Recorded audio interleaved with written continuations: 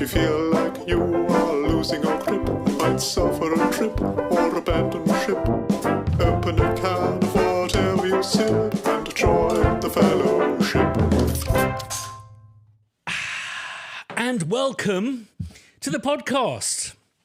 Can you hear me now? And it's Black Friday, which is very exciting because we always make it a little bit more festive. This evening is not going to be without its challenges because my teenage son, who's next door, who's 15, has decided to put on what he's referring to as a function. And he said, Dad, to make it more interesting, could you get us some beers in?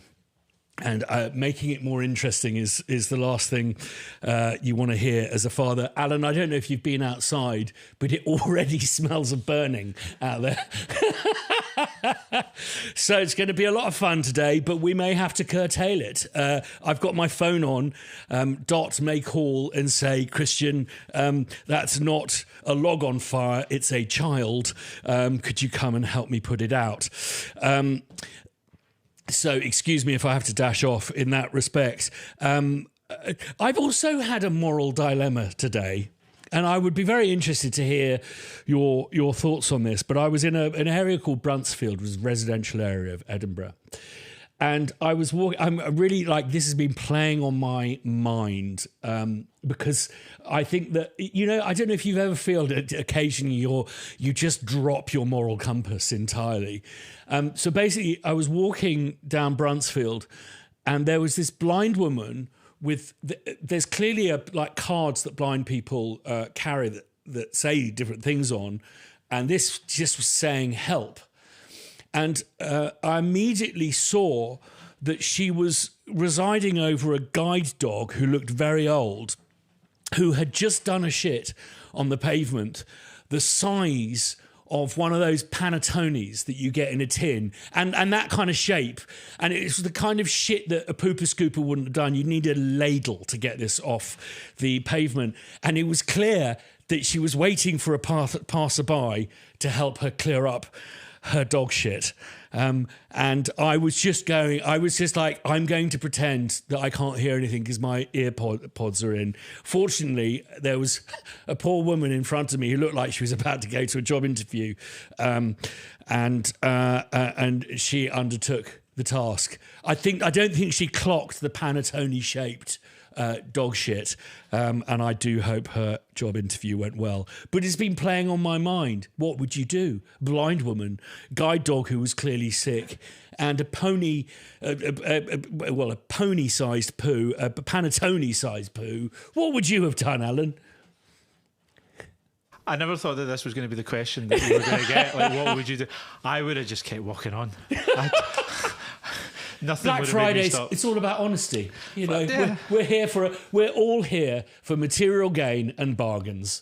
Yeah, and not scooping up a We're shallow. We're shallow shit dodgers. On a lighter note, I have made up a joke this week. I think it's a joke that only people from the UK will understand. What do you call a female dog, who likes noodles? Wagamama. I made that up all on my own. The job for me at the cracker factory is waiting.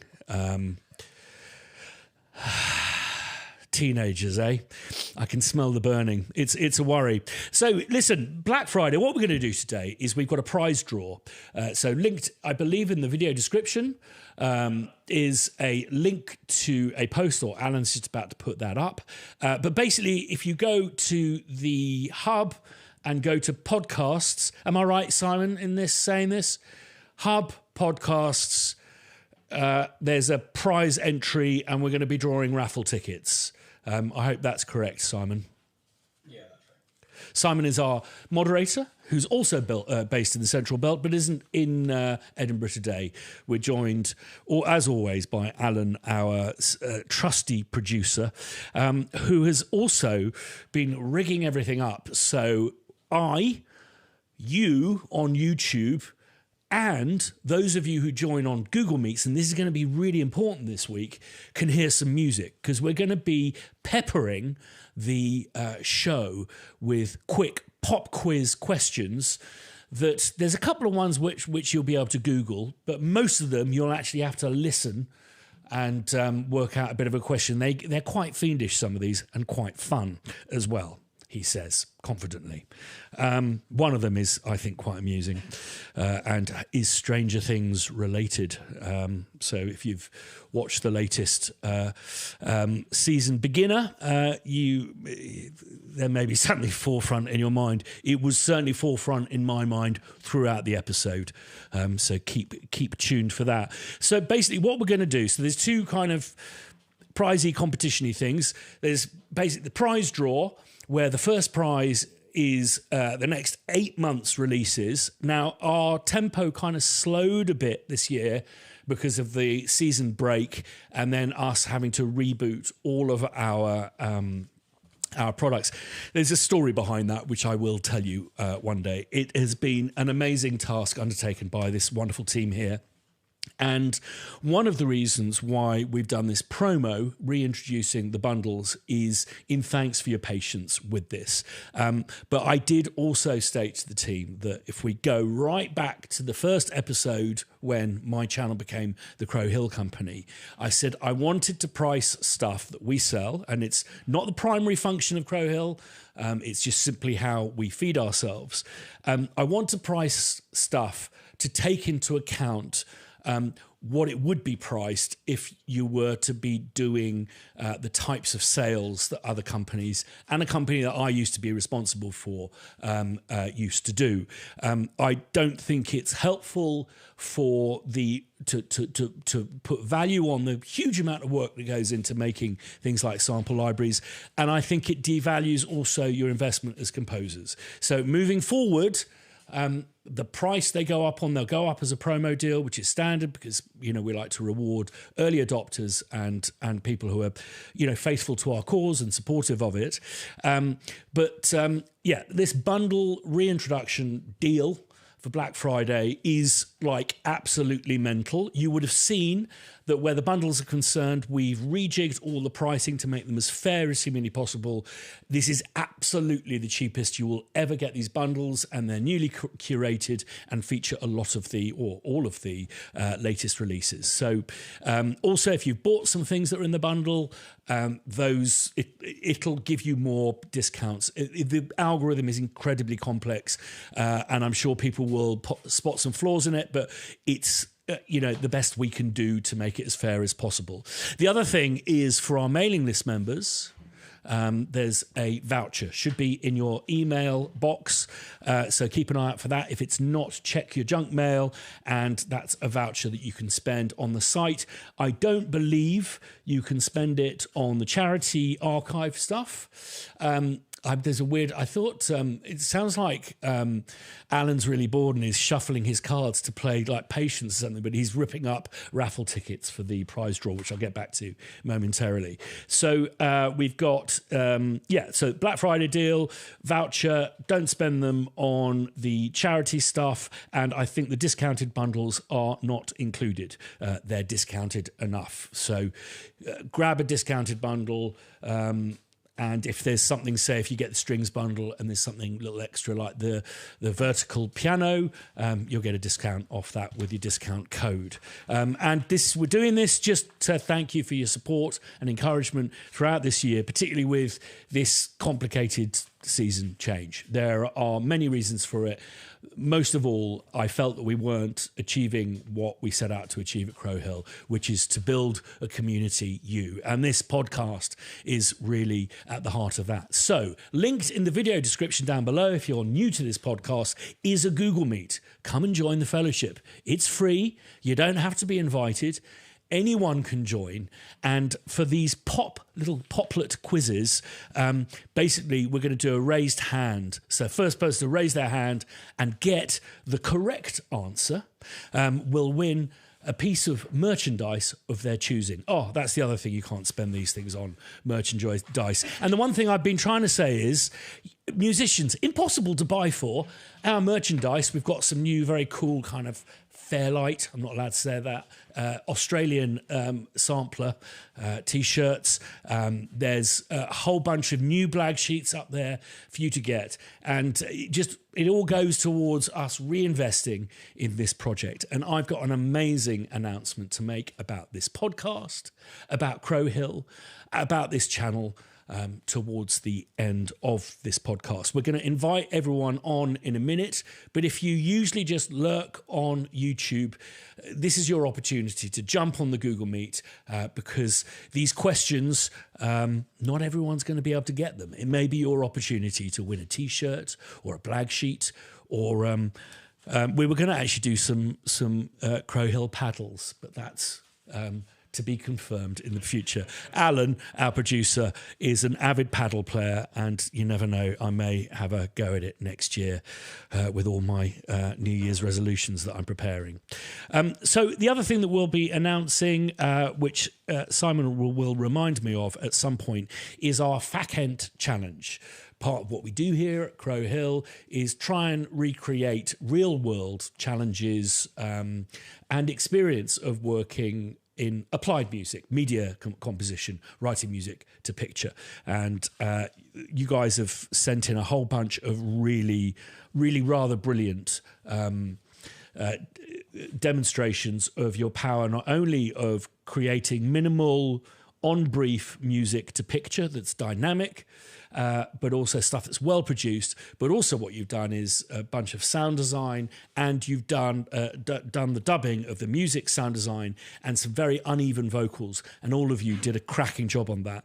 One person put a little bit too much de-esser on and made me sound like I had just been in a fight, basically. I had a thick lip. That's what it sounded like, which amused the team no end. I don't know if it was purposeful, but it was very, very funny. So I think that I've gone through everything on Black Friday. We've got a few little points to bring up there.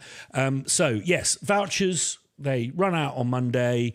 Black Friday, reintroduction, bundles, that runs out on Monday. And I promise you, you will not get our stuff cheaper. We are rewarding you for your commitment to the Crow Hill cause, and we're going to do things in a very different way in the future.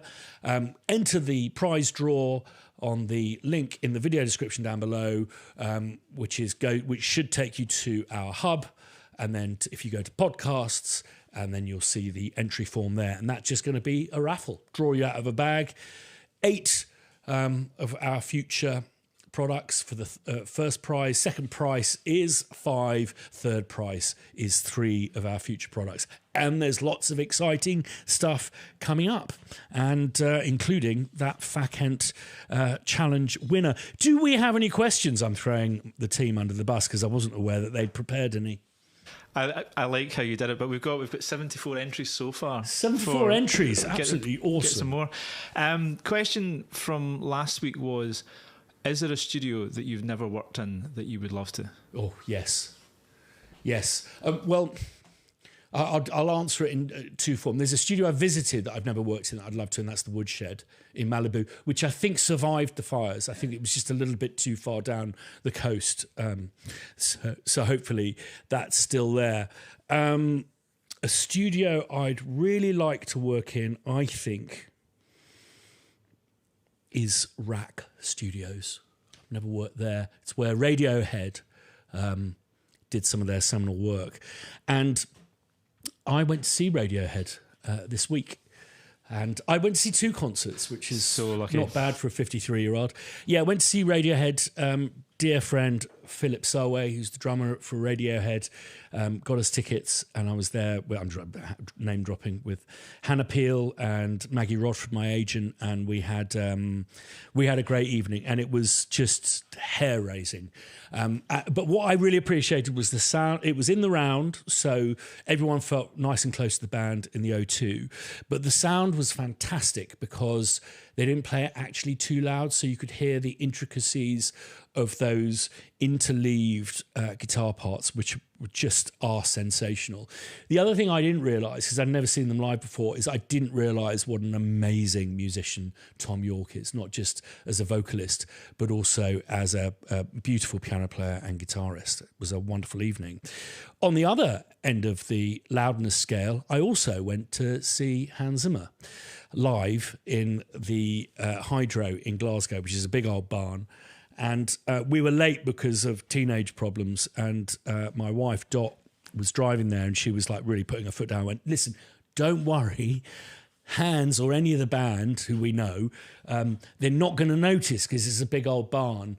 And Hans had sat us in row 3 directly in front of him, and he didn't look best impressed that we turned up late. But it was a sensational show, and I've never heard... I wouldn't say it's just loud. It was just... I don't know of a concert where I've ever heard so much air being moved simultaneously. It was absolutely phenomenal. So, as a question for you, alongside the Panettone-sized shit... dilemma, what would you have done there? And no virtue signalling. It's a day of total unadulterated materialism and shallowness, that it's Black Friday. So tell us the truth. What you have done in that situation? I was thinking of saying I'm a recovering alcoholic and this may just tip me over the edge. So I can't. But I didn't think that was really in the spirit of the fellowship that I am a member of. Great. So should we invite some people on? Yeah, and what studio have you never worked at and would you like to work at? Be interesting to keep a tally of how many people say Air Studios. Nice to see some regular faces there and seeing some not so regular faces. But yeah, keep your hands over the hands up button, because we're going to be running pop quizzes this week. We've got lots of... Iago's coming in from Brazil, and it's lovely to see you all. How are you doing, Iago? How is Brazil? Hey, can you hear me? Yeah. Okay. It's nice. Brazil's nice. Very hot. Yeah. It's summertime there, yeah? Yeah, it's absolutely scorching. And I'm only alive because I'm on air conditioning 24/7, basically. Yeah, I bet. Is there a studio that you've never worked at that you'd love to work in? Castle Sound, because of you. Ah, it's wonderful. It really is wonderful. We're going to be in there very soon, doing something very exciting, a new choir library, but that's ultra close, which is going to be very, very exciting indeed. So if you've got any questions, stick your hands up, talking about studios you've never worked in, you'd love to. What would you do if a stranger who was blind with a guide dog asked you to pick up a shit the size of an Italian panettone? Would you... pretend not to hear them, as I nearly did, or would you help them? It's a day of honesty, what with Black Friday being a day of out-and-out materialism and shallowness. But also what we're going to be doing is a pop quiz. I've got 10 very cryptic, some easy, some not so easy questions ready. And basically, we're going to award a free piece of merchandise to the first person who puts their hands up and answers correctly. And they're all music-based. Nick, how are you? Hey. Good to see you guys. And you. Yeah, so what was I gonna say? As far as I'm aware, I heard it on Kimmel or something. The plumbing workers in the US refer to Black Friday as Brown Friday, in fact. Talking about the giant shits that that people this Thanksgiving aftermath apparently it's like they massively clog toilets over there, and it's like it's a thing. I love that. I love it. Yeah, and they get fatbergs, don't they, from all of the fat from the roast that everyone pours. Yeah, basically, yeah, because it doesn't mix with the water probably, so that I don't know. Yeah. I was in Washington D.C. recently, and this is no slant on our American cousins, but I was in one of those, and Iago is probably going to say that what you're describing is about as Brazilian as a chocolate donut. I was in one of those Brazilian chirichiras, you know, the ones where they cut the things, and they always have a buffet. And there's one in Edinburgh, there's one in most towns in the UK. I have never seen people operate a buffet like it in my life in Washington, D.C. It was something else. And it was, you know, like here, we take, I'd better take just a couple of these, and I can always go back for more. You know, everyone lives in this kind of slightly post-rationing world. And, but man, they were going for it. So it doesn't surprise me when they dial it up to 11 that it becomes a bit of a brown Friday. Thanks for that, Nick. Do you have a studio that you've never worked in that you'd love to? I've not worked in many studios, so I'm totally open. You know, I've rekindled my love for music recently. I remember sharing a bit of a slump creatively, and I figured I'd learn the bass guitar and figure out what's going on with funk.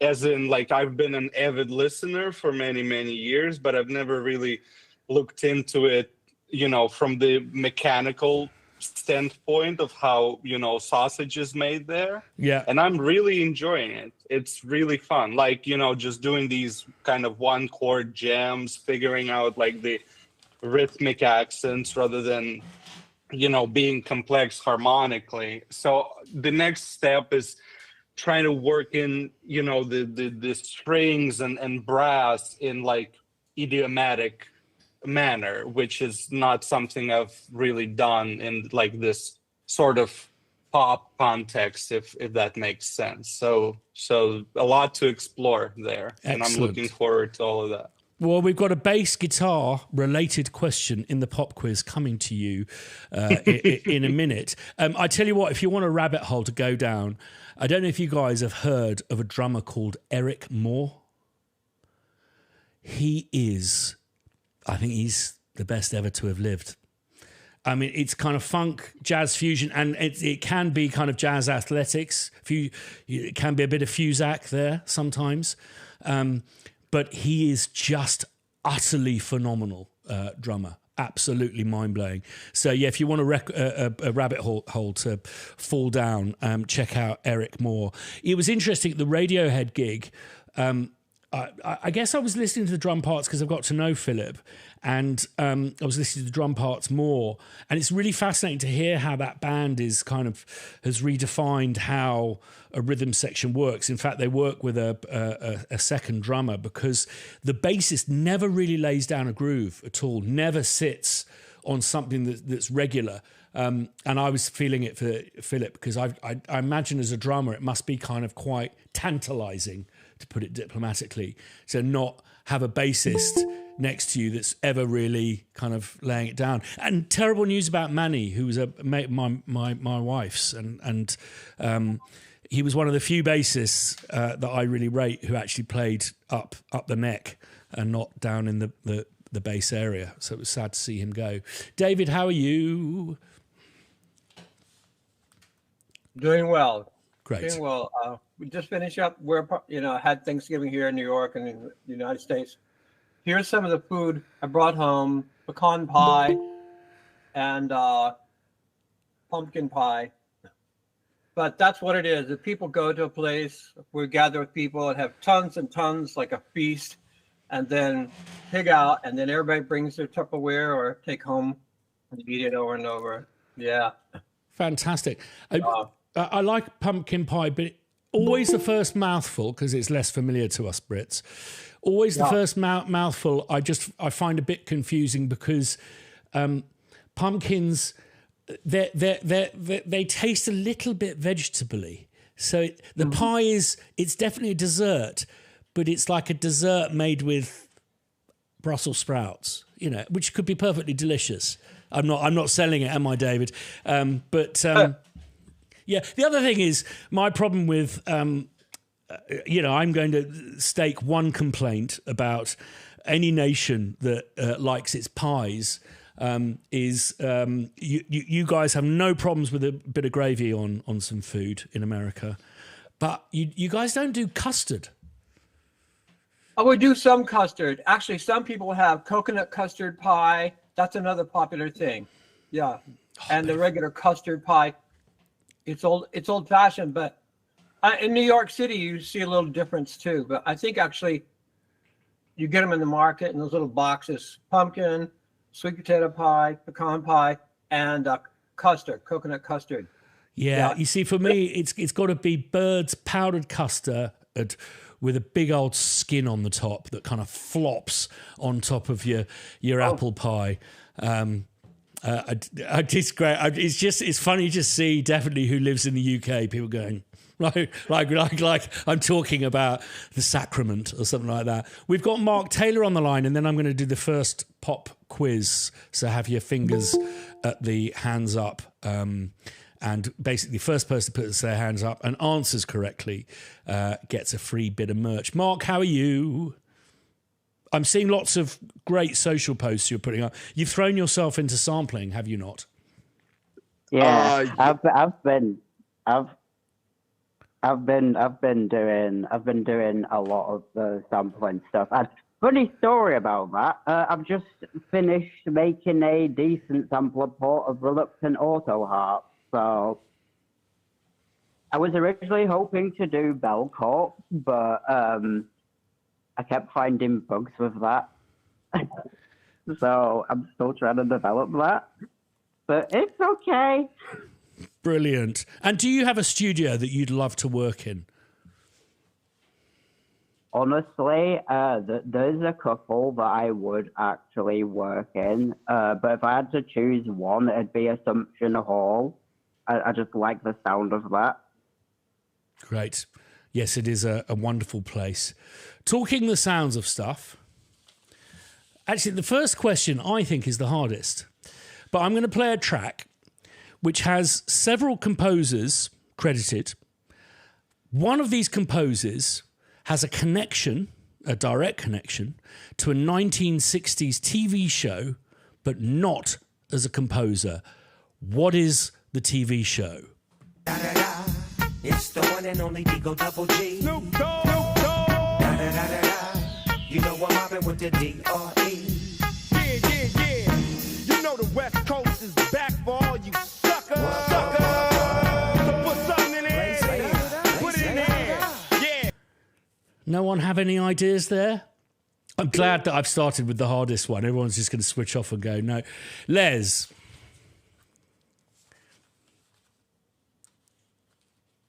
Could it be Sesame Street? No. So I'm going to give some clues here. Shall we have it running in the background? So the composer is Scottish, and he is the guy who is Mark Keller. Don't put it up on the screen. Stick your hand up. One of the composers is Scottish, and it's a 1960s TV series. Mark Keller. No, he's gone. Okay. So we're asking for the name of the 1960s TV series that one of the composers is connected to. And Alan, David. Would it be Gilligan's Island? No. Right. So do you want to sling up a picture? Oh no, hang on. We had someone. Dex Williams. It's not Shaft, is it? No. Yeah, here's the picture of the composer. This is a picture of a blonde gentleman there. Jeepers, I'm glad we started with a really terribly difficult one. Well, I think we should go on to an easier one straight away. Okay, so I'm going to answer it for... Oh, Mark Hoffman. The Bugaloos or something like that? No. Okay. So, the name of this composer is... Yes, please. Sorry, Alan. David White, do you know? Would the show be Partridge Family? No. And okay. the composer or director would be the son of Doris Day. He was in early pop. No. Okay, so Alan, you can give this one away. David McCallum. David McCallum is one of the composers of the sample that you hear under that Dr. Dre track. So I'm just going to play you the original.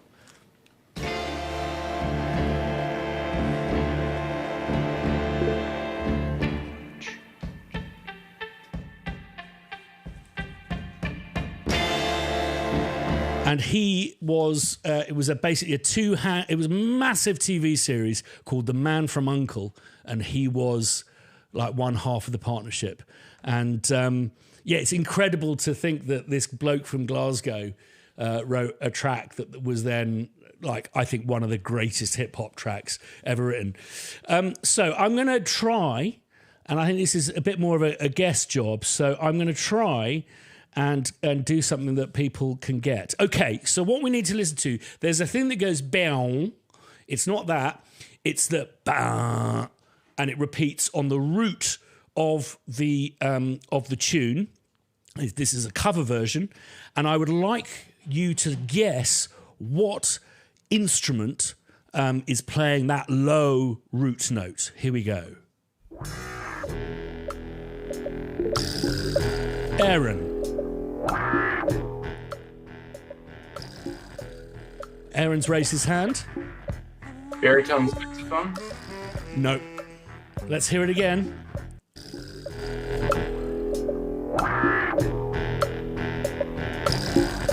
Dex Williams.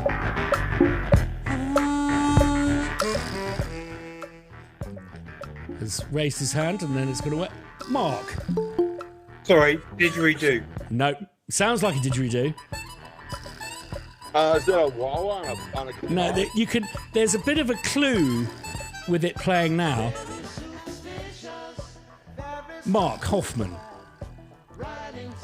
I was saying a wah-wah on a guitar. No. With a wah. David White.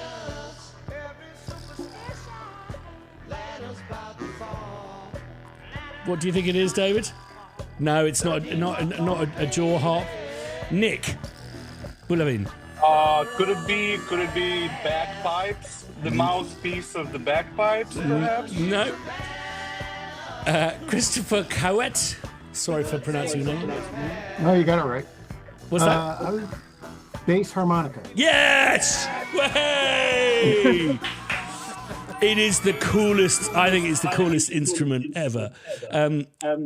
I'm repeating on your thing, so can you mute your mic? Yeah, let's just have another listen to it. Yeah, so this is a cover version of Stevie Wonder's Superstition, and it appears on Quincy Jones's rather misogynistic titled album, You've Got It Bad, Girl. Yeah,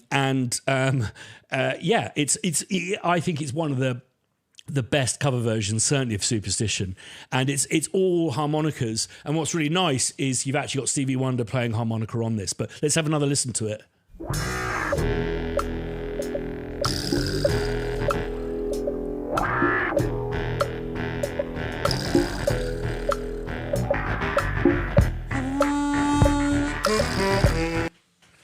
Yeah, well worth checking out. I'll play it in the background, and you can duck it back. Yes, Rachel, I think that's a very, very good idea. We should do a bass harmonica. They're actually quite difficult to come by. I know I worked once with a harmonica player, and it was one of those incredible moments that we booked this harmonica player, and it's a typical thing. You ring a fix, go, we need a harmonica player who come in who's kind of quite inventive with the instrument, brings a whole case full of them. And he came on, and literally within two notes, I hit talk back and went Spirit of Eden, and I forget his name, but it was the harmonica player who played with Talk on Colour of Spring and Spirit of Eden. If you've not checked out Spirit of Eden, it's one of the greatest albums ever made. Really features the harmonica massively. So Simon, should we do a little announcement about the Fakent competition? Let's do it.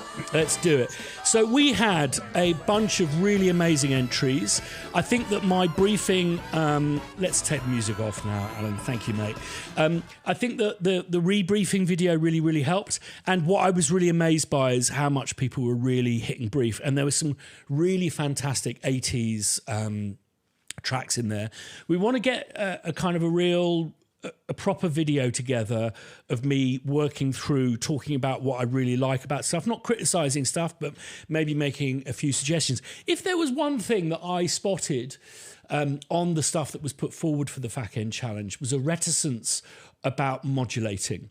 And I think modulating is a really easy way to change a chapter without creating a distraction, i.e. changing the track, melody, bass line or arrangement. Sorry, I'll have a sip of coffee. We had some fantastic entries, and there's definitely 3 that I want to talk about. But I'm delighted to say that the winner is, and I wrote this down earlier, and I've now lost. Simon, can I hand over to you to... Oh, no, here it is. The winner is someone who we haven't seen on this podcast, certainly not on the Google Meet, is someone called Giselle Alberti. So congratulations to Giselle. And in the next podcast, we'll run a VT film about that challenge and talk through it. But we've got loads to get through today, so we won't be able to do that today. There's some really, really exciting times ahead. And I think that we've been talking about the podcast a lot. There's been a few... I wouldn't say technical problems, but a few problems with us keeping it kind of open like this. Problem is if people put kind of obscene material up, we have to take it off YouTube immediately because it then threatens the channel with strikes, 3 strikes, and your channel is removed and all of your stuff is deleted. And I've made 920 odd films, and that would be a shame. So we're looking into that. But also, when looking at the YouTube channel, I think there are a few bits that are missing that could have become distractions, and easily so if we were chasing views and kind of subscriber counts per video. First of which is tech reviews. I don't consider myself well qualified enough to be a tech reviewer because I'm not really aware of the marketplace. But I think that we could definitely work those into these live podcasts. And I think that whilst it may be technically challenging for Alan to do these, there'll be a lot of room for completely fucking up. A little bit akin to, and this again is a bit of local reference to a Blue Peter cookery slot.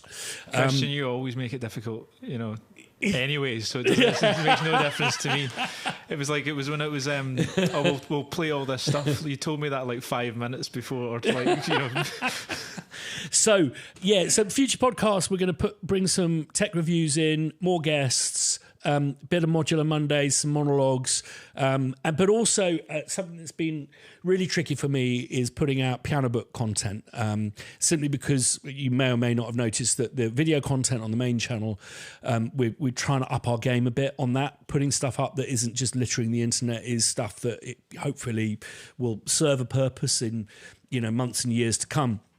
So the piano book stuff is kind of difficult to slot in, and I thought what would be nice on the podcast would be to feature some of people's efforts. Maybe we can feature some of Mark's work moving forward. So that's something I'm really looking forward to do. So the question today for you to answer is, what would you do if a stranger asked you to pick up a massive shit on their behalves in a pathway?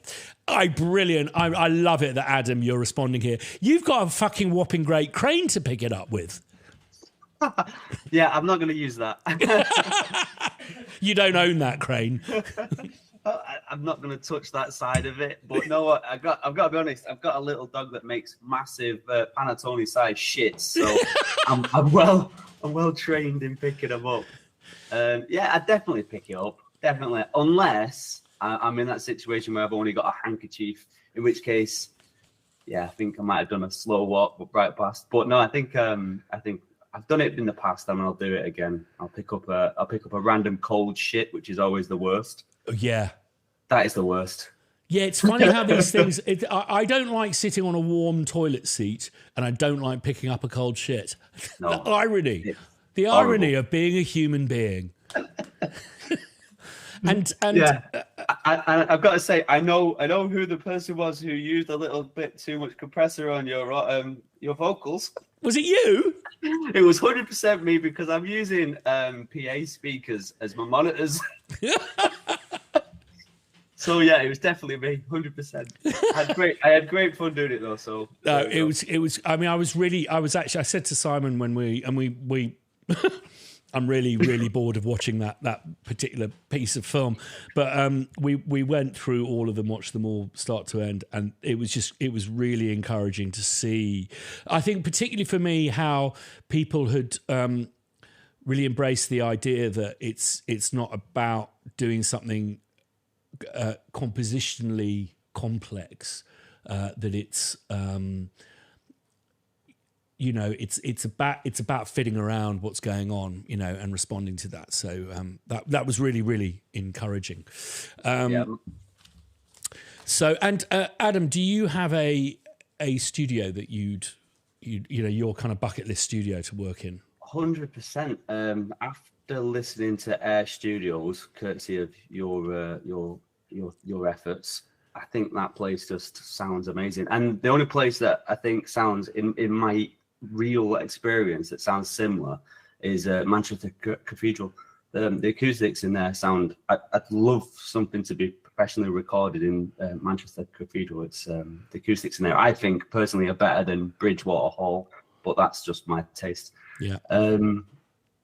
So that'd be my place of. I'd love to go to that studio. That'd be great. I mean, was it Queen recorded there? And yeah, I mean, Air Studios. I mean, who hasn't? What's extraordinary about the place is it's actually quite. I think the floor space is not much bigger. It might even be smaller than Abbey Road 2. So the floor space is actually relatively small, but it's all about ceiling height with those amazing, and which is why Manchester Cathedral is going to sound amazing. I just see that Ellery's joined us. Ellery, you did a wonderful demo. Didn't win this time, but it was really good. I really enjoyed it. Thank you very much for your entry. And I saw that Rachel popped up a message. Yeah, we're going to prepare a post talking about the winners. And the ones that we really liked, and if Adam doesn't mind, we might put up as a cautionary warning to whack your headphones on if you're whacking a de-esser. I'm very sorry that I do have incredibly sibilant S's. So there we go there. So I'm going to throw another Simon Fife. Yes, we didn't get the person who got the question right to pick a piece of merch as a prize. Yes. So yes. Who was it that won? You tell me. Christopher. Yeah, it was I. Yeah, and is there a piece of merch? That's why, Simon, because I'm repeating down Christopher's speakers. But if you could mute yourself, Christopher, sorry. Because I'll have to go look, because I don't even know what you have for merch. Yeah. So but if you switch your mic off, because you're looping me back. But basically, the thing to do when you win a bit of merch is, Simon, email us with your choice of merch and name and postal address to hello@thecrowhill.company. I'll stick it in the YouTube chat so you can see it. Okay, so this next pop quiz is a two-parter. What microphone did Quincy Jones introduce to Frank Sinatra, and what recording artist did Frank then recommend that microphone to? It's silent. This is podcast gold. All these kind of geeks. Jeremiah. Was it the SM7 and then it was used on Thriller later on? No, a really good answer. Yes, okay. I was really surprised to hear that Michael Jackson used the SM7. I think I'm right in saying that often when artists use SM7s to record their lead vocals, it's because they're not wearing cans. They're listening to it through speakers. I saw it on that brilliant car crash of a documentary about Metallica, that they have it blaring through the studios and they record the vocals live through a microphone. Must be lovely for spill. And I know that Bono likes to either an SM7 or actually a 58.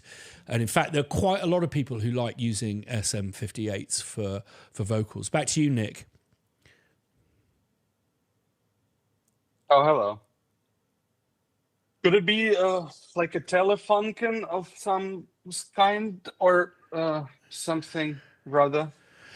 Yes, I'll help you with some clues. There may be some elements in it which are either Telefunken capsules or some parts. One of the problems with this microphone, which is why it wasn't mass produced, is I believe it has 900 different parts in it. It's a very complex microphone, very expensive, very rare. May have just bought one for my wife to thank her for standing by me through these difficult times. I'm dropping clues here. We'll move along to another question. Yeah, the answer is Quincy Jones, because Frank Sinatra, most photos you see of him, he's working with a 47, isn't he, Alan? Yeah, a Neumann 47. Yeah. And he introduced him to the AKG C12. And then Frank Sinatra introduced that C12 to Elvis Presley. So that's the lineage there. And what you'll hear is that whilst Frank Sinatra and I believe Elvis Presley continued using Neumann 47s for their more up-tempo songs, as they got older, they started doing more ballads. And these C12s gave a more intimate, and I guess probably back then, a more modern sounding recording that was, they're incredibly flattering mics, C12s. What I find interesting about it is my personal preference would be to use a C12 on female vocals because they are incredibly bright. And I think with the C12, you really have to couple it with a mic pre that kind of rolls off a lot of that brightness because they are alarmingly bright, but not in a hi-fi way. We've been playing with these Sennheiser shotgun mics, and it's unbelievable how bright they are, really quite unpleasant, but it's fine, provided you can use subtractive EQ. It isn't so much a problem. Right. Okay, here we go. I'm going to play 2 tracks, and the question is, what films are these from, and which single composer wrote both of them? And they're from very different eras. So 2 tracks, same composer, name the 2 films and the composer.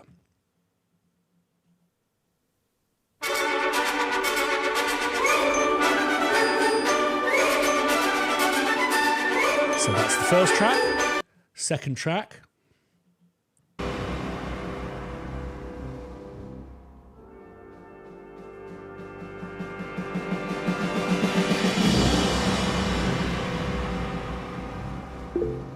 Luke. Oh, that's an interesting surname. Luke. Do you want to switch your mic on, rather?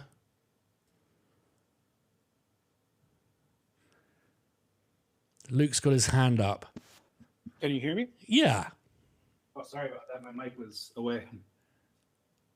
I think it's Bernard Herrmann, because I recognize Taxi Driver, but I don't know the first one. Well, I think we'll give you a bit of merch for that. Well done. Yes, it's Taxi Driver, and the what's interesting about it is the other one is Citizen Kane. So Bernard Herrmann's, I worked with his estate, and the way they describe his career as first film score was Citizen Kane, last film score was Taxi Driver, and he did a few Hitchcocks in between, which I think is a very understated way. Any relative to you? No, but I'm very happy that I did get that one. It's brilliant. And you have exactly the same spelling as him, which I always spell wrong because it's 2 R's and 2 N's. Yeah, exactly. Yeah, and I mean, sadly, because Bernard Herrmann kind of fell out of fashion, and then he was really excited to be getting in with this new wave of young directors in the late 60s, early 70s. And I think he'd fallen out with Alfred Hitchcock, hadn't he? And then he did all of those Ray Harryhausen things. I mean, all amazing scores and stuff. Yeah, but he got in with the new breed. But I think he didn't make it to the premiere. I think that he died shortly after the recording sessions for Taxi Driver. But absolutely stunning. And I think you can very much hear Jerry Goldsmith's him as an inspiration to Jerry Goldsmith, particularly for Jerry Goldsmith's score to Chinatown, which is an absolute classic score. Great film as well, if you haven't seen it, which is a lot of fun. I'm going to play something else, see if we get more of a pile-on. Okay, this is. I don't think anyone who is in the UK is going to get this off the bat, but it is a local, and I'm going to kind of leave it to you, for the keyboard warriors amongst you to go and research. But there was a sitcom, not sitcom, what am I talking about? It literally wasn't a sitcom. There was a soap opera in this country. It ran, and it eventually ran every night, I believe. But it was a police procedural. It was called The Bill. And it was in the UK. So UK, the thing is called The Bill, Bill, and it had a theme tune. What time signature or signatures is the theme tune to The Bill in? So you'll probably have to go onto your Google machines for this, which is why it's brilliant, because you've got all of your microphones muted there. Rachel. I think it was in 7. Yes. Or I would argue, maybe we could ask the rest of the crowd here. I would argue that it's in 3/4, then 4/4. But 7/4, I think, definitely passes. And I don't believe we've had you on before, Rachel. No, this is my first time. And yes, the bill screened in New Zealand. Brilliant stuff. So is there any kind of merchandise you've got your eyes on? I will have to have a little look. I haven't Brilliant. Haven't seen it before. Yeah, well, the black sheets are a lot of fun, but there's a very cool new T-shirt with a Fairlight synthesizer on that Dot has done a sketch of that has these little spots of colour, which I would look out for. But yeah, if you dramatic.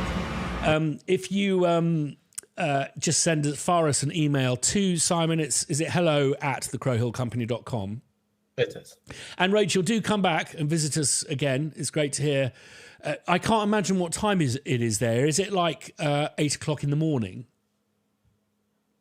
Very close. It's 9 a.m. 9 a.m. Brilliant. I think that we'll be doing a Hogmanay Hangover New Year's Day special. So if you join us for that, I imagine you'll still be drunk because it'll be... No, it's the other way around, isn't it? No, you'll be well past your hangover by then because you're sitting first. God, Yeah. Geography, Henson. But it's great to hear from you, Rachel. And yes, we will put a post up with all of the entries and some comments about that Fakent thing. This podcast is very much a work in progress. And something I've really enjoyed is shaping how it all kind of works with you guys. And these challenges are just something that every time we do them, we work out better ways of doing them. But I think we're on to something. We definitely will continue doing them.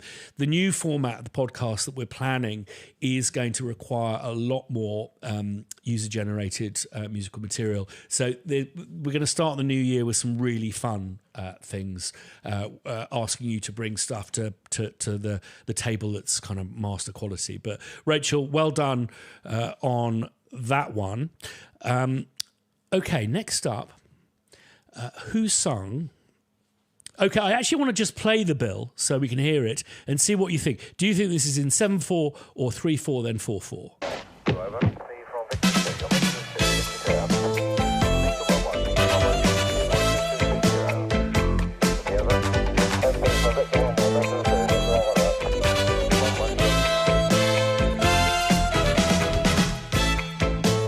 It's quite nice. I think Bill Bailey did a bit about this. He's a comedian who does musical bits, and this is something like this is a tune that we all, so many of us grew up with in the UK, and I only realised that it was in this kind of non-square meter recently, and it's like it's I don't know. It's that is a bit of triumphant theme tune writing because it doesn't feel awkward, does it? It feels pretty.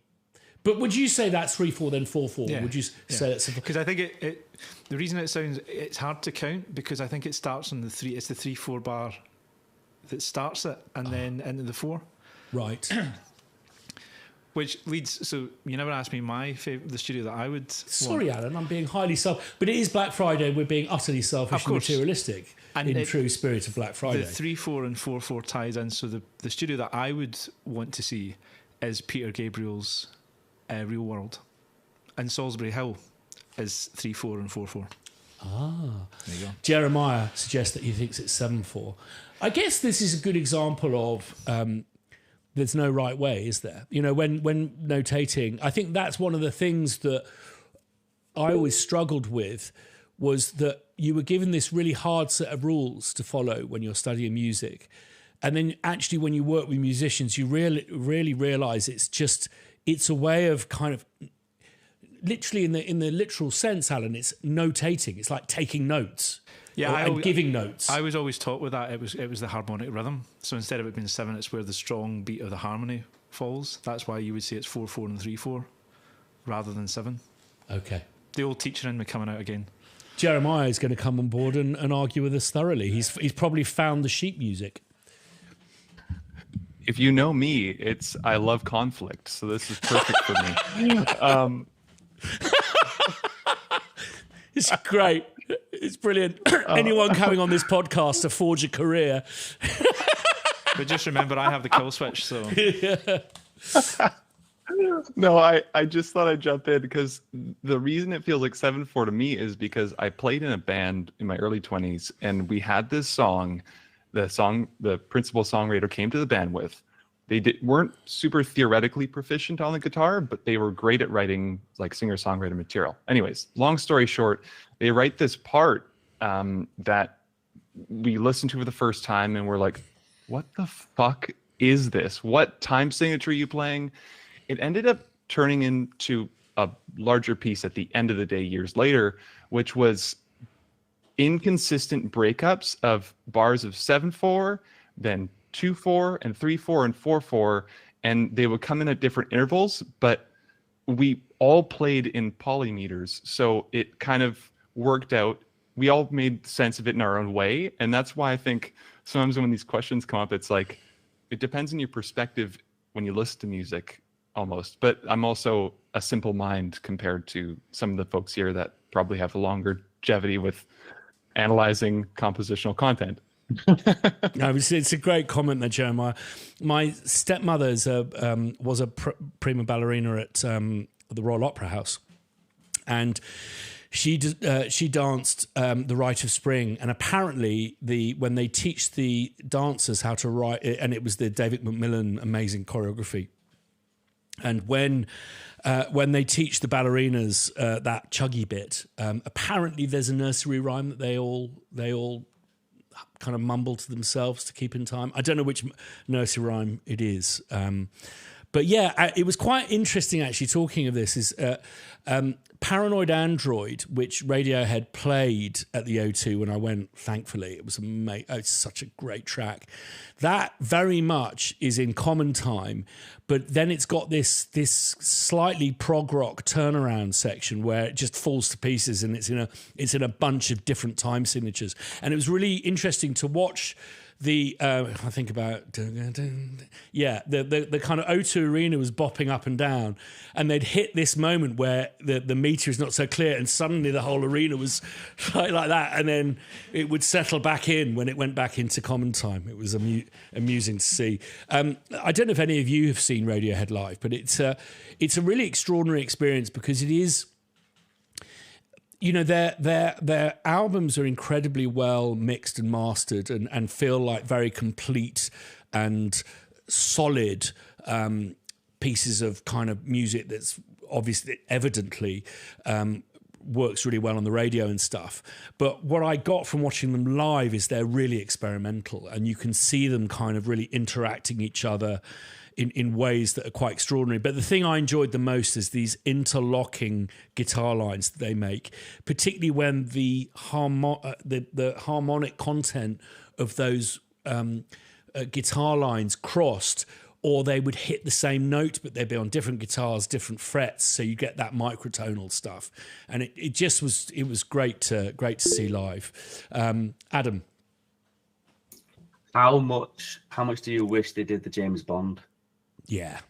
There was quite a lot. That's a beautiful piece. I'm a sucker for fake plastic trees, and they didn't do it, and I was very sad. I was like one of those people who was going, maybe they'll come back, standing on my own in the O2 at the end. But they did some cracking stuff and some more, some kind of more of their far out stuff. But yeah, what was the James Bond track that they did? Sorry, mic's off, mate. Spectre. I can't remember the title of the track now, but yeah, it comes up straight away as soon as you search James Bond Radiohead. Yeah. Yeah.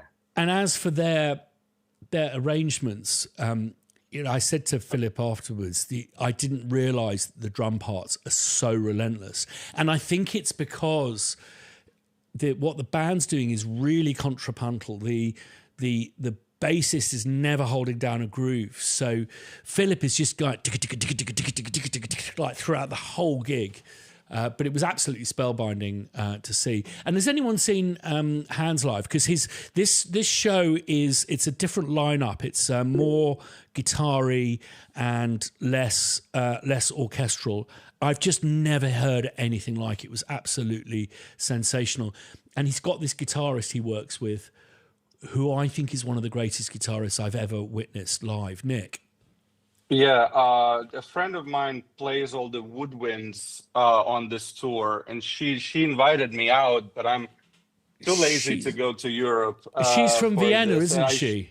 Huh? She's from Vienna, isn't she? Yeah, well, she's from Slovakia originally, but she's based in Vienna. Yes, Veronica, super talented, lovely person as well. Just a tremendous human being and a good friend of mine. And so she is doing all these woodwinds on the like being essentially at the front most of the show, as far as I understand. Yeah. And Guthrie Govan, he's a magician with guitar, that guy. Yeah. And it was really interesting how they had him and Niall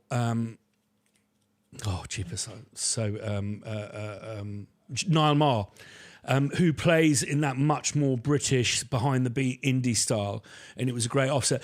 But I forget her name, but she's as a woodwind player, amazing. And I think, like, I don't know, I'm sure you'd appreciate this, Alan. It's one thing to be playing all different kinds of flutes and stuff, but to suddenly pull out a duduk and play that like really beautifully. That's something else. And I think the duduk is a split reed, I think. And it makes you look like Dizzy Gillespie when you play it. But and I would say if I had they're hard to keep in tune too. Oh yeah, I could see her tuning it constantly when she was taking breaths. I think if I was to name if I had to name my favorite instrument, I would have to say, other than the human voice, the duduk. It is the most. Oh, God, and when you listen to that Armenian music, you just get an instant sense that, fuck me, I think that country's been through some shit. It's just, it is heartbreaking. Back to you, Adam, before we go back to Simon, who's going to ask me to do something. Adam. Tuesday. I'm going seeing him on Tuesday. Dan, he's playing Manchester. He's doing and I'm lucky enough, I've got a nice box seat, so I'm not with all the trouble at the bottom. Yeah, like people turning up late. Yeah, mate, you're gonna have. I love it because it's so kind of Las Vegas slick, and yet Hans is. It's just like that. He's kind of holding court at a dinner party. It's. I hope. I don't know if is she there. The lady who does the singing for in June. Is she there? Yeah, Loire, who is we've actually been getting to know Loire, and she is one of the nicest people I've ever met. And that style of kind of ululating that she does is the tip of the iceberg. With you should check out some of her material. She does this highly rapid singing. That's a really bad rendition. But she's amazing. But also, I have to say, I burst into tears when Lisa Gerrard came on, because the power of that woman's voice and the range is so enormous. I was overcome by her performance. I do find her themes and the collaboration with Hans for Gladiator to be some of his best work, their best work. But I was just overwhelmed. I had this, oh God, I'm going to sound like such a hippie saying this. I just had this moment of, why would you want AI to replace this? Why are we even trying? You know, it was just like a moment of just, you know, human, you know, she's not singing banging, you know, in toned, you know, but I can see that our moderator Simon has got his hand up, which means I need to do something. You need to do something, Christian. Yeah. You need to draw the raffle for the third prize. Alan's going to draw it because we've got what I refer to as Eine Funky camera to show off the raffle tickets. Simon, I'll hand it over to you to explain what we're doing here. All right. Well, you know, we are drawing the raffle prizes, basically. We've had 101 entries, and they're all in a hat. And the third prize will win the next 3 Crow Hill releases. So this is the third prize. It's not a hat, it's a beaker. But that's maybe the problem with the Eine Funky camera. And the third prize goes to number 37. Looks like a brilliant 1960s kind of thriller, that camera. So congratulations. What does that person do again, Simon, number 37? We will get in touch with them. That person's name is Jerry Payne. Congratulations, Jerry. Absolutely brilliant. Let's do another pop question. Who is singing this theme tune? Nick. I'll have to say Mia Farrow. Whoa! Who else would it be? But you got that in 3 notes. Let's have a listen.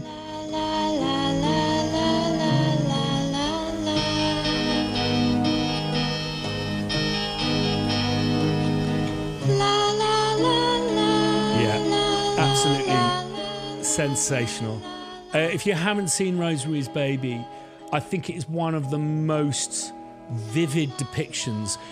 There's an underlying thing that I won't spoil that it's about, and you can kind of completely do away with that. For me, it's one of the most amazing depictions of someone being gaslit.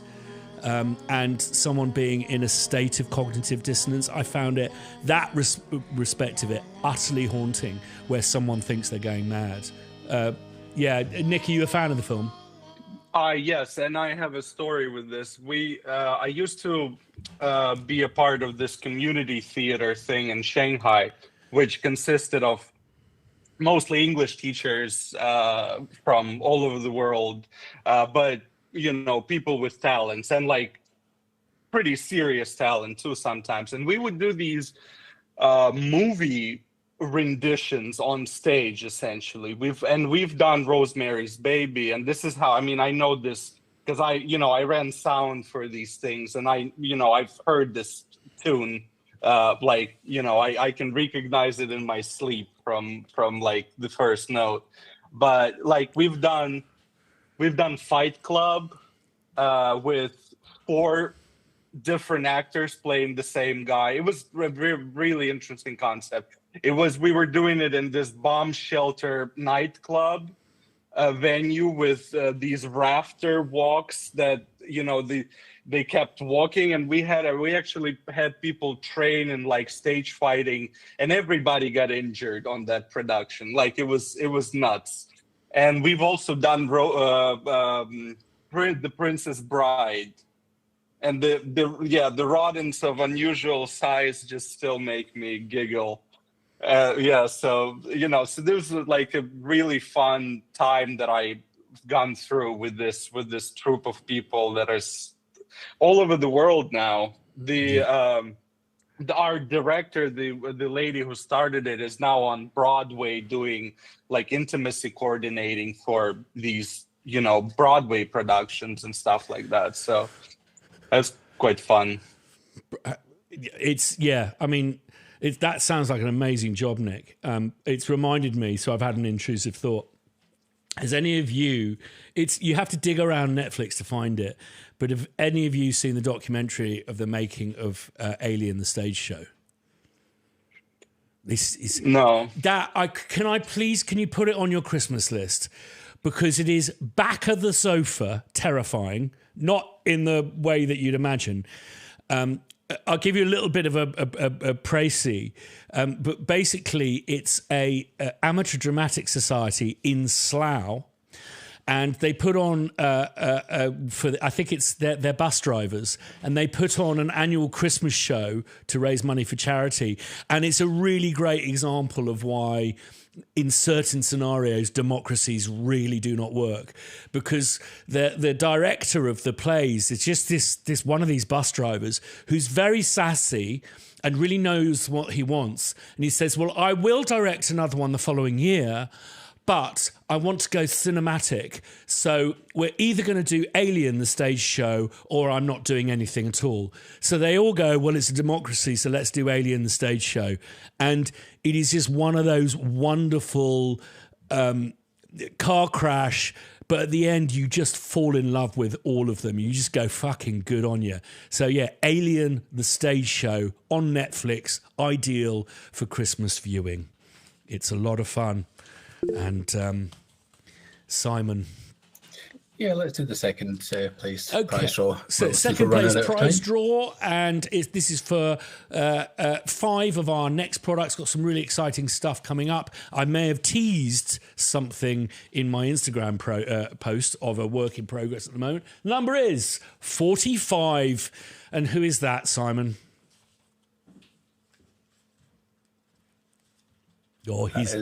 Sorry, I had to look it up. That is Emmanuel Belize. Well done, Emmanuel. Hey.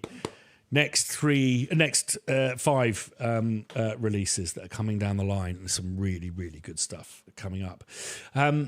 Just thought I'd take an opportunity to a bit of an announcement that I kind of let slip for any of you who saw the BT thing.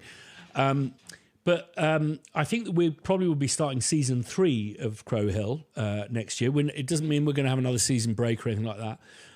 If you recall, we kind of set up Crow Hill to do something different based on the work that I used to do at Spitfire of just, I don't know, sharing the joy of making music. It's just like, it's as Prince said, it is heaven. And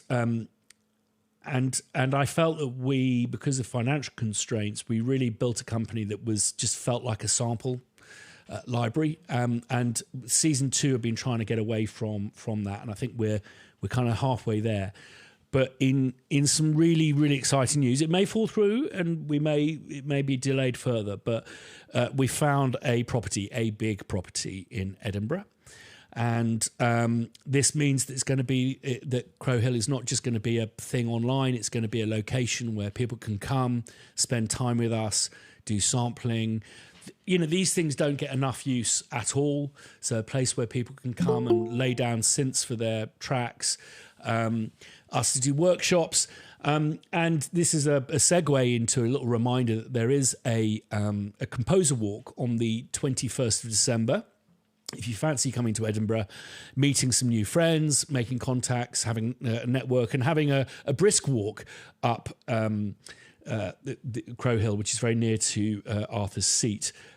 Details are in our. If you go to, it's all over the website. But basically, if you go to the hub section and go to network, I believe it's in there. But maybe also, Alan, for the benefit of YouTube viewers, we can stick it in the video description. RSVP would just be handy, just so that I can warn the pub of what kind of influx is going to be. Just before anyone books like flights or anything like that, because we had Iago come from Brazil last time, is we have had to cancel it once because of atmospheric conditions. So there's always that risk that things may prohibit us going up the hill. But we still kind of gather at the pub regardless. But what I'm hoping to be really exciting about this composer walk is I think it will be the last time we end up in the pub, because I think in future we'll end up at the new Crow Hill HQ, which is this really big space, and it used to be a rug warehouse. But it's a great kind of blank canvas for us to work in. And my kind of, I don't know, my dream is to do for music what Tom Sachs has done for art, which is this kind of warehousey, workshopy thing. Sounds a bit culty. I'll move on. But yeah, some good news for the new year. We put an offer in. It's been accepted, subject to survey. But the other thing that is kind of quite fun to announce is one thing that's been missing from the YouTube channel has been the vlog. And I'm going to be reintroducing that because I think it's going to be fun to build that with you all and show you how we're going to be doing that, building a studio. And that's where we'll be doing predominantly most of our sampling from now on. So we'll be able to really document the process, which is great. Lots of lovely hands and stuff there, and I thank you for them. Right, last musical pop quiz. What actress is this song, or which actress rather, is this song dedicated to or about?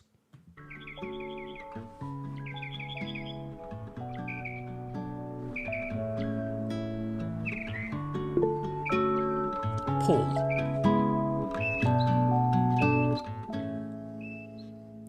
You want to unmute your mic, Paul? Paul Wright. I'll give you a couple more moments because Ellery's got her hands up as well. So this is... Mr. Wright, are you going to answer the question? Yeah, Paul, but what actress is the song about? And can you... it'd be nice if you could switch your mic on. Okay, I'm going to hand it out to anyone else who knows. Nick. Maya Rudolph is the daughter of the singer Minnie Riperton. There you go. There's 2 bits of merch for Nick. All right. It's a pretty cool bit of music trivia, that, isn't it? And, yeah, and Maya Rudolph. And she's a singer in her own right. I mean, she can sing Yeah. as far as I remember from SNL and things like that. She was in the studio when Minnie Riperton was recording it. Minnie Riperton tragically died way early. So Maya Rudolph was in the studio when she was doing the vocals to this, and she laughed at one point, and they decided to keep it on the track. So you can hear a very, very young toddler Maya Rudolph in the back of Minnie Riperton's Lovin' You from her album Perfect Angel, sorry, jeepers. God, music industry there. Okay. Other than the Beatles, name 5 bands whose front person or lead singer is also the bassist. 5 bands.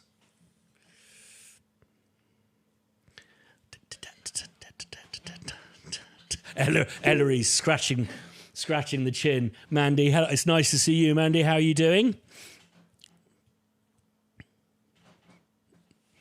You're in your car. David's going to have a go. Go on, David. I saw a documentary. Maybe I'm wrong, but is Led Zeppelin? Led Zeppelin? No. I messed up. Okay, yeah. Okay.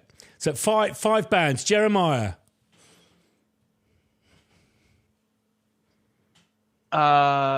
This may be... Okay, The Police, obviously, right? Okay. This one is Calgary, local. Maybe no one knows here. Preoccupations, post-punk band. Okay. We'll trust you on that. Trust me. It's great band. The Smile, so Tom York's side project with Johnny Greenwood and Sons of Kemet drummer. Bootsy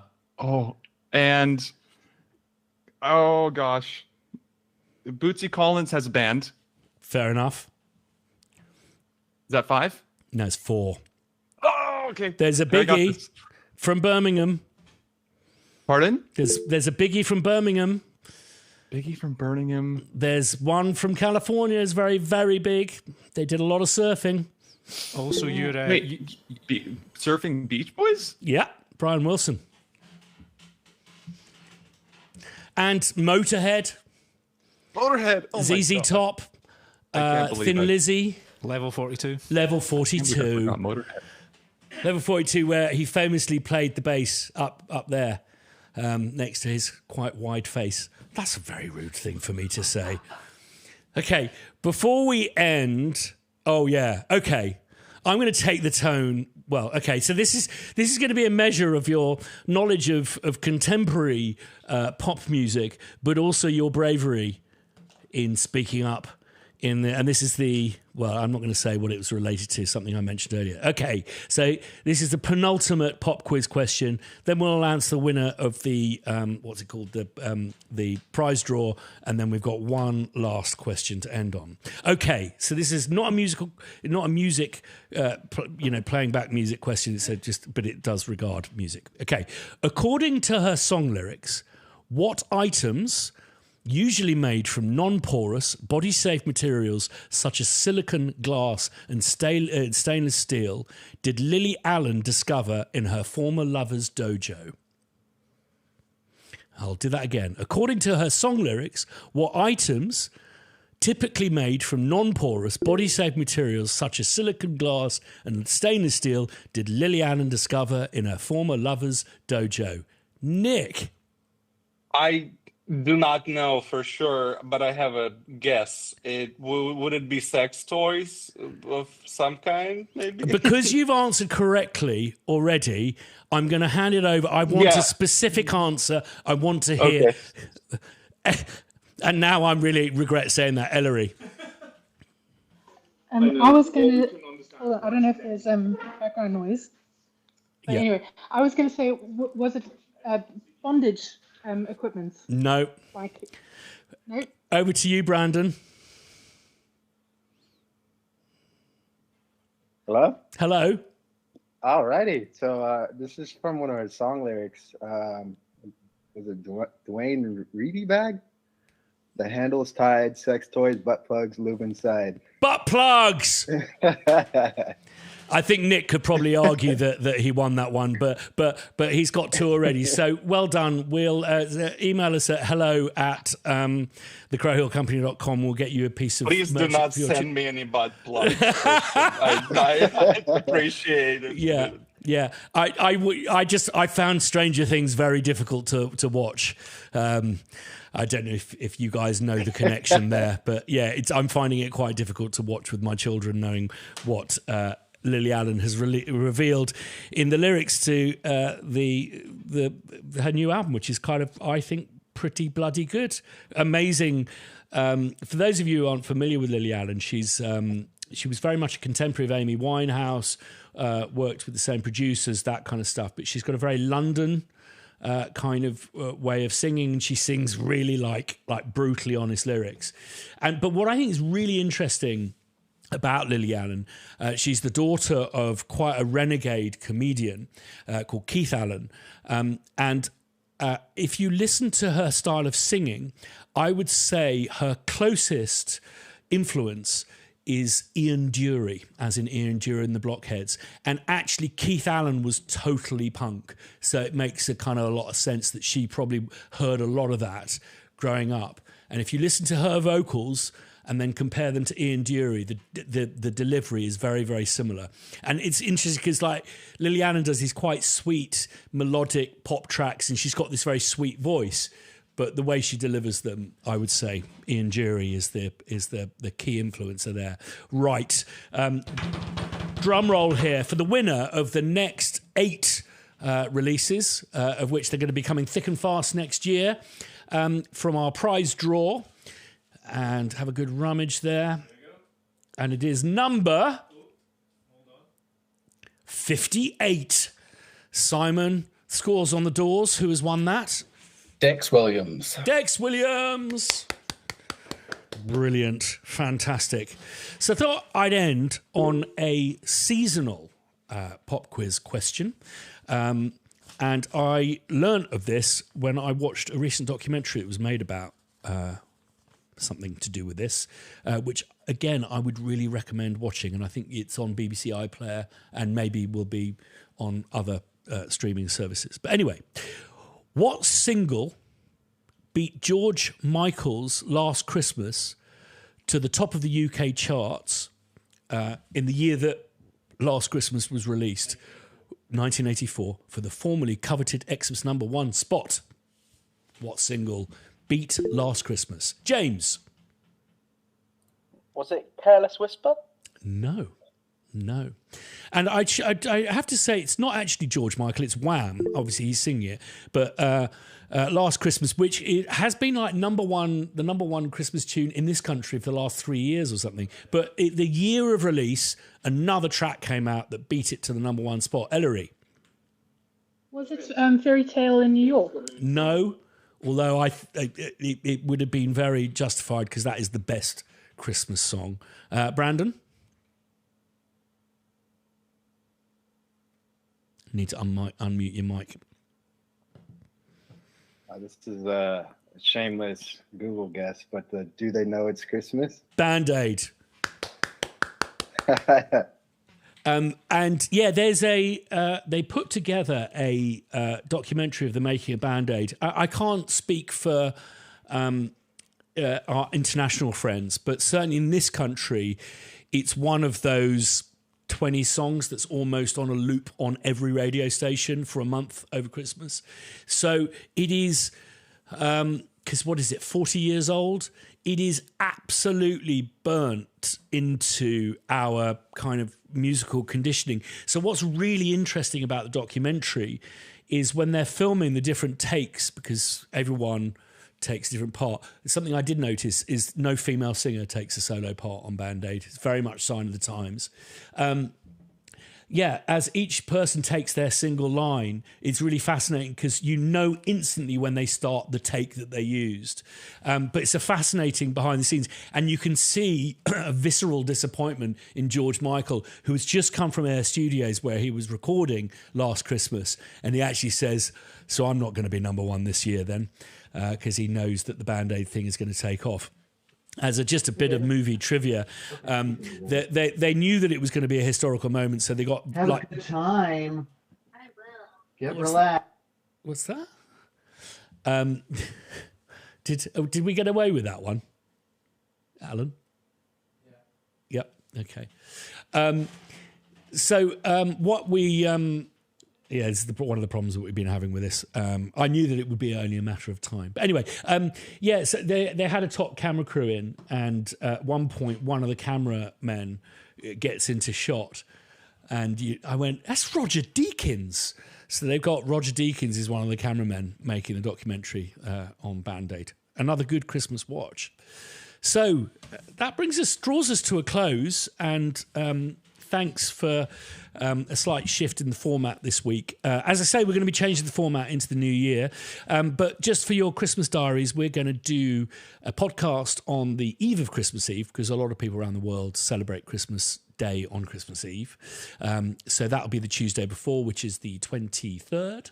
And also we're going to be doing a hangover special on New Year's Day, or Hogmanay, as it is called here. New Year's Eve, sorry. The day after Hogmanay.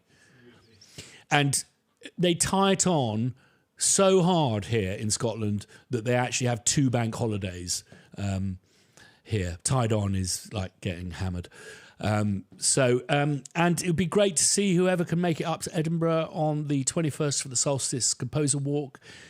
New format coming to you for this podcast. We'll still involve you in the Google Meet, but just a little bit more variety and me not being a very good presenter and fucking up, which is always fun to watch. And as I said, and I think I stated this at the beginning of the Crow Hill project, we set the samples at a price that we think is what they're worth, which is lower than most people, because most people set their prices high knowing they're going to discount them. From the bottom of my heart, these reintroductory prices on the bundles is the cheapest you're going to be able to get them. I'm not saying it as a sales pitch. I'm not hawking it to you. It's just your fellow musicians. And if there's some stuff in there that kind of makes up the bundle, it'll take off what you've already... some amount of what you've already spent and stuff. The idea is just go to the website, bung it in your cart, and then you'll see what price it is for you. And look out on your emails for one of these. We'll be back. I think it's normal time next week, isn't it? You're not going to be here, though, are you, Alan? Oh no, it's the week after you're going to Barcelona, isn't it? Yes, week after. I'm in next week. And then So we'll off be on holiday. back. Normal time, normal place, 7 p.m. UK time. That's 1900 hours UK time. And thank you so much for everyone joining in and taking part in the pop quiz. Congratulations to those who won merch and the prize draw winners. Grab those bundles whilst you can. Spend your voucher before Monday. Love to you all.